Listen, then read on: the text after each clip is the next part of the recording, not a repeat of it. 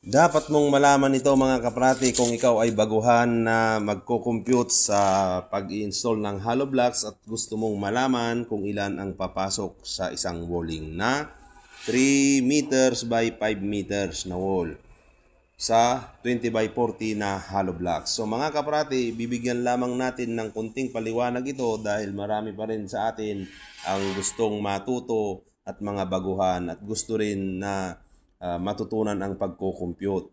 So ito, sundan nyo lamang mga kaprati dahil mabilisan lamang ito at sabayan nyo na rin ng calculator mga kaprati. Ito, halimbawa mga kaprati, ang wall mo ay 3 meters by 5 meters. Ngayon, ito yung walling na aasintahan mo. Ngayon, i-times mo ngayon ito. 3 meters by 5.0 meters is equal to 15 square meter. So yan po ang total. Yan po ang lumabas na square meter ng walling na ito. Ngayon, kukunin mo rin ngayon ang square meter ng HoloBlocks. So, i-times mo rin yan. 0.20 meters by 0.40 meters is equal to 0.08. Yan. Yan po ang total ng isang CHB. Yan. Ito po siya. Yan. Yan po ang total ng isang HoloBlocks. Yan. 0.8 square meter sa isang HoloBlocks. Ngayon, gusto mo ngayon kunin kung ilang piraso. Ngayon, dito muna tayo sa kung ilan ang papasok na HoloBlocks sa isang square meter. Halimbawa, 1.0 meter. Yan. Ilan ang papasok? Ngayon, i-divide natin ngayon ito. Ayan. Yung HoloBlocks. Kung ilan, i-divide natin sa square meter. So, ngayon, divide natin yan para malaman natin kung ilan ang lalabas. Is equal.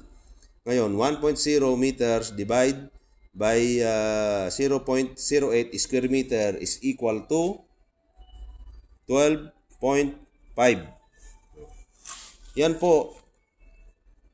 Ang papasok sa isang square meter ay 12.5 pieces na HoloBlocks CHB.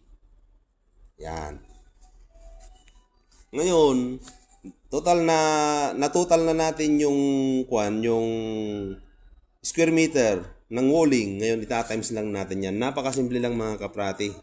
Yan lang 12.5 by 15 square meter is equal to 187.5.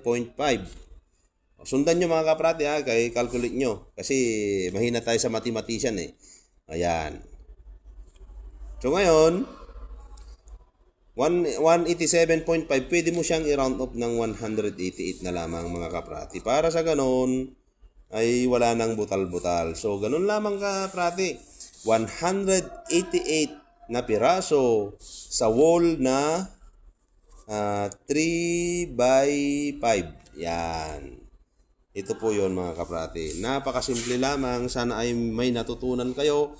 Lalong-lalo na sa mga baguhan na nagsisimula pa lamang. Ito ay simple lamang at basic na to sa mga veterano. So, kung nagustuhan mo itong video na ito, please follow, like, and share naman at paki-comment mo na rin para sa ganon malaman natin at kung ano pa ang susunod nating mga video.